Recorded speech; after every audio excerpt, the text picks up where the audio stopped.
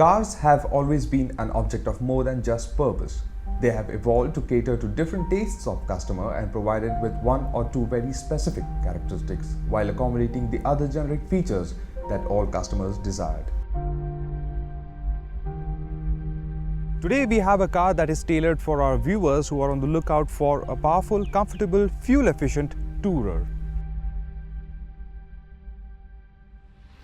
This car is a doppelganger of the GT TSI, but with a different heart. What is it? It is the all-new Polo GT TDI. Under the hood lies a 1.6-litre diesel mill from the Vento which churns out well over 100 bhp and loads of torque. Volkswagen, manufacturer of people's car, decided to give the common man a taste of its exclusive and expensive GT badge with its 2013 Polo GT TSI. Now, we reviewed that car last year and had our reservations about the GT badge and were left a little wanting.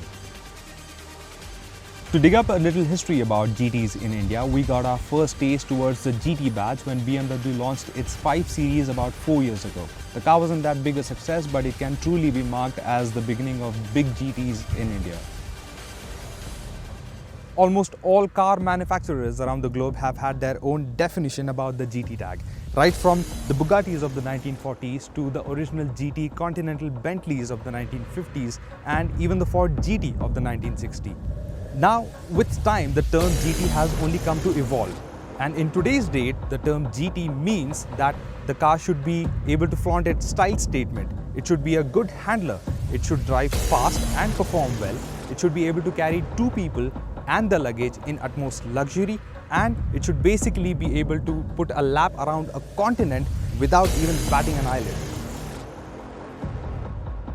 The Polo has always pleased us when it came to design, and this remains unchanged on the GT version. The sharp horizontal lines give the car a hunkered down look, and the whole body suggests sporty attitude.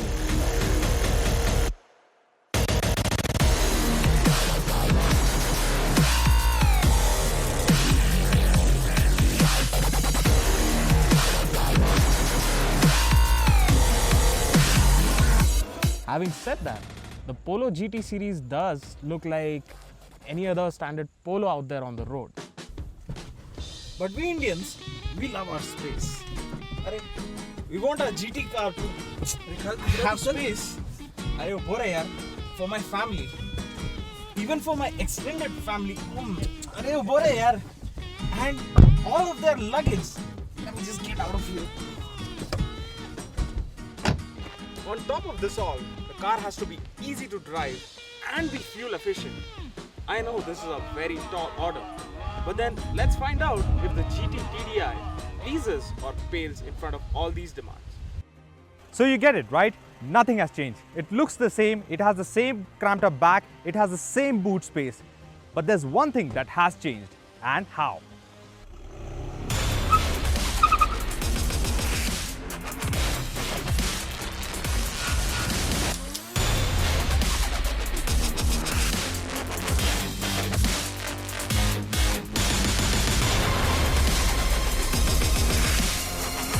The GT TDI comes with a 1.6-litre engine from its elder sibling, the Vento. For such a small car, it's got quite a lot of power and torque.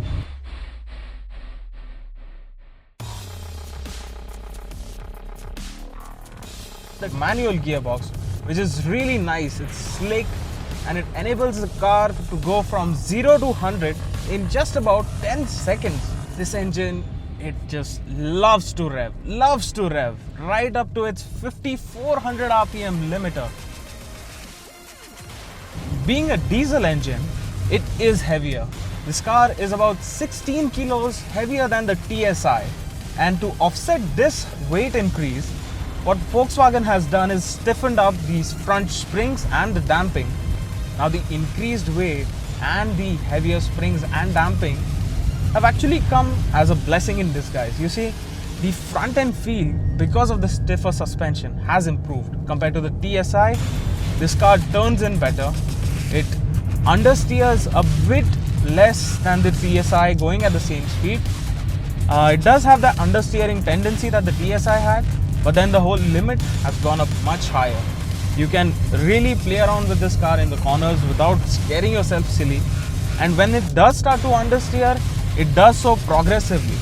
Now the steering on the Polo GT TDI feels a lot better than the TSI. It's not as light, it's got good weight to it, and it also has some level of feedback. Now this has all come about because of the increased weight on the front and the revised suspension.